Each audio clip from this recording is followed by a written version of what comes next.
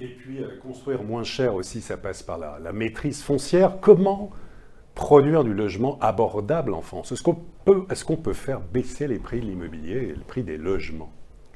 D'abord, une manière de faire du logement abordable, c'est de faire du logement social. On ne produit pas assez de logements sociaux en France. On a 2 millions de demandeurs en instance.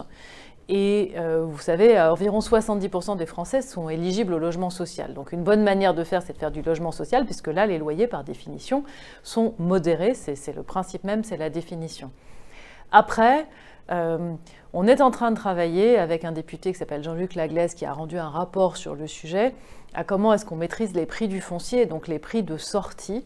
Et c'est vrai que sur les opérations qui sont cofinancées ou portées par des établissements publics d'État, qui sont des établissements publics d'aménagement, il faut qu'on arrive à trouver des mécanismes dans lesquels, parce qu'il y a une aide de l'État ou un portage du foncier de l'État à un moment, on s'engage sur des prix de sortie qui sont des prix de sortie maîtrisés, parce qu'effectivement, on a besoin de logements abordables. Et donc, c'est toute cette gamme, le logement social, le logement intermédiaire, le logement libre, mais dans des opérations dans lesquelles les promoteurs se sont engagés sur la maîtrise des prix, qui doit pouvoir nous aider à régler le problème. Oui, parce que les prix des terrains ont été multipliés par 3 en l'espace quasiment de 20 ans. Donc là-dessus, vous dites qu'il y a des maîtrises, en tout cas de prix, au niveau du foncier possible. On sait que c'est mené dans certaines localités.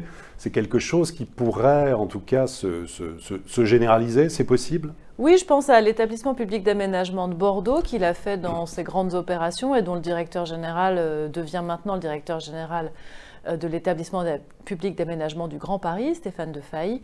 Et c'est des discussions qu'on a avec lui, mais aussi avec nos établissements publics fonciers, pour voir comment, à chaque fois que l'État est engagé dans une opération, il peut y avoir sous une contrepartie, sous une forme ou sous une autre, de maîtrise des prix d'entrée et donc des prix de sortie.